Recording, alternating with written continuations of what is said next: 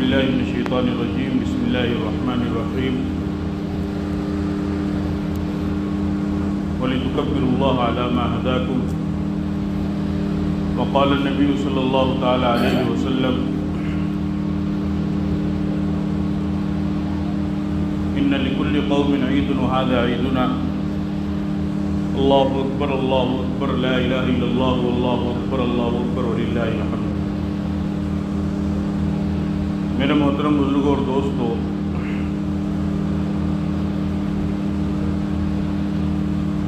آقائے نامدار تاجدار مدینہ سرکار دو عالم خاتم الانبیاء جناب محمد رسول اللہ صلی اللہ علیہ وسلم جب مکہ مکرمہ سے ہجرت کر کے مدینہ منورہ تشریف لائے تو آپ نے دیکھا کہ مدینے میں لوگ دو تہوار منایا کرتے تھے، نیم روز اور مہر جان کے نام سے۔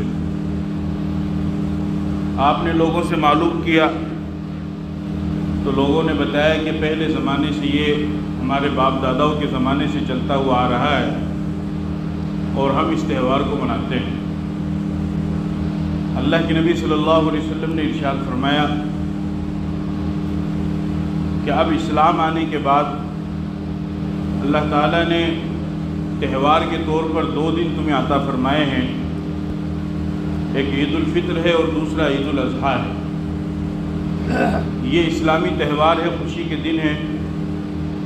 عید الفطر تو جو رمضان کا مہینہ گزرنے کے بعد شوال کی پہلی تاریخ کو منائی جاتی ہے، اسے عید الفطر کہا جاتا ہے، اور دوسرے آج کے دن جو 10 ذی الحجہ کو عید الاضحیٰ کے طور پر منائی جاتی ہے، جو قربانی کا دن ہے، اس کو کہا جاتا ہے۔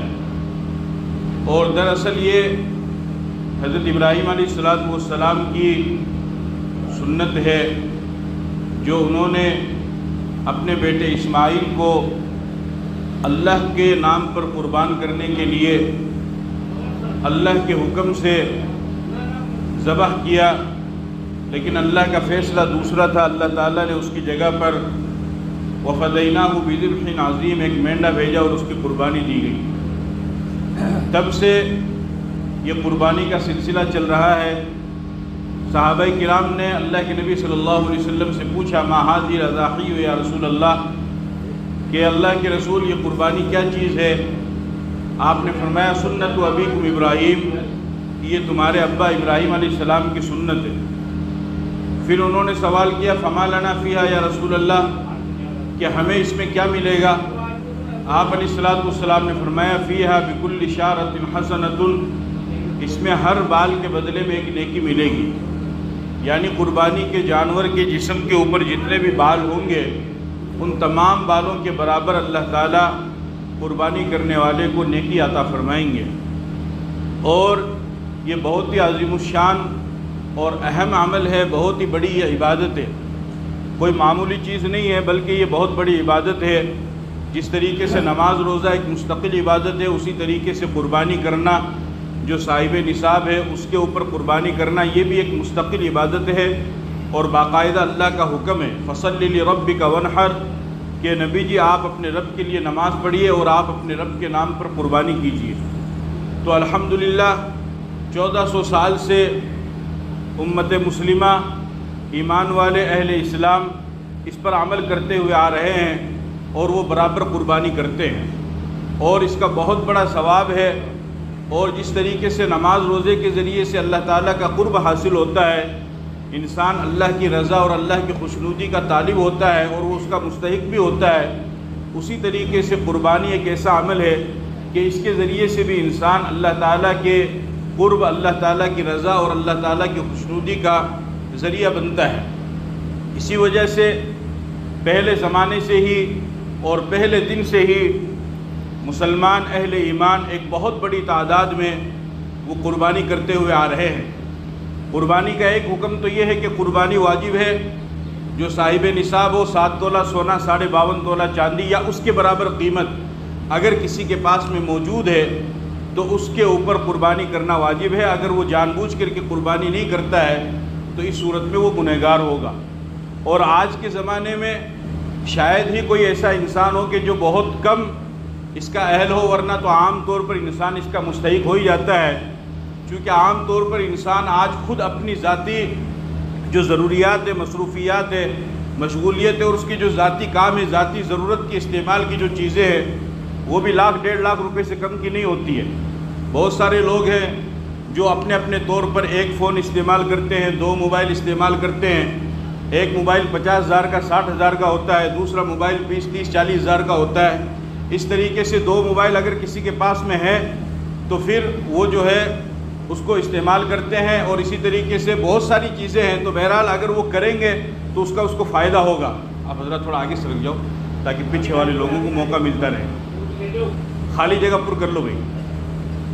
اسی وجہ سے الحمدللہ ایسے لوگ بھی ہیں کہ جو تقریباً 1,24,000 صحابہ کرام جو دنیا کے اندر آئے اللہ کے نبی صلی اللہ علیہ وسلم کے ہاتھوں پر، جنہوں نے کلمہ پڑھا، ان تمام صحابہ کرام کی طرف سے بھی قربانی کرتے ہیں۔ اور ایسے لوگ بھی ہیں کہ جو غزوہ بدر میں جو اسلام کی سب سے پہلی جنگ تھی، جس میں مسلمان 313 تھے اور غیر ایمان والے 1,000 کے قریب تھے، اللہ تعالیٰ نے اپنی مدد اور نصرت نازل فرمائی اور ان کو فتح عطا فرمائی، تو ان 313 صحابی کے نام سے بھی قربانی کرتے ہیں۔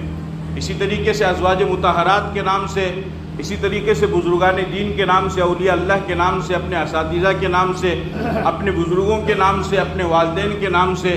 تو قربانی کا ایک حکم تو یہ ہے کہ قربانی واجب ہے، دوسرا حکم یہ ہے کہ قربانی نفل ہے، یعنی واجب کرنے کے بعد اگر آپ کے پاس اتنی گنجائش ہے کہ آپ دوسروں کی طرف سے بھی قربانی کر سکتے ہیں تو اس کی بھی قربانی کرنی چاہیے۔ اور جیسا کہ میں نے پہلے بھی عرض کیا کہ یہ بات یاد رکھنی چاہیے کہ قربانی کا مقصد گوشت کھانا ہرگز نہیں ہے، قربانی کا مقصد گوشت کھانا ہے ہی نہیں ہے۔ آپ خود اپنے دل دماغ پر غور و فکر کرو اور سوچو کہ یعنی اگر صرف گوشت کھانا ہی قربانی کا مقصد ہوتا تو اللہ پاک اتنا بڑا انتظام کیوں کرتا اور اتنی ساری شرطیں کیوں لگاتا، اتنے حکم کیوں لاگو کرتا کہ بھئی جب ذی الحج کے 3 دن آئیں گے اسی وقت میں تمہیں قربانی کرنا ہے، اور پھر جو 5 جانور بتائے ہیں انہی 5 جانوروں کی قربانی کرنا ہے۔ حالانکہ 5 جانور کے علاوہ اور بہت سارے جانور ہیں کہ جو حلال ہے، جن کا گوشت آپ استعمال کر سکتے ہیں، اور پھر وہ جو 5 جانور بتائے ان جانوروں کی عمر بھی بتائی کہ یہ جانور اتنی عمر کا ہونا چاہیے، اس سے کم کا اگر ہوا تو قربانی نہیں ہوگی۔ پھر ان جانوروں کے بارے میں بتایا کہ عیبدار نہیں ہونا چاہیے، ناک کٹا ہوا نہ ہو، کان کٹا ہوا نہ ہو، ہاتھ کٹے ہوئے نہ ہو، زبان کٹی ہوئی نہ ہو، دانت ٹوٹے ہوئے نہ ہو۔ تو یہ جو اتنی ساری شرطیں جو اللہ پاک لگا رہا ہے اور قرآن اور حدیث میں جو بیان کی جا رہی ہے، آپ مجھے خود ایمانداری سے بتاؤ کہ صرف گوشت کھانے کے لیے اتنی بڑی شرطیں اسلام لگائے گا؟ سمجھ رہے بات کو؟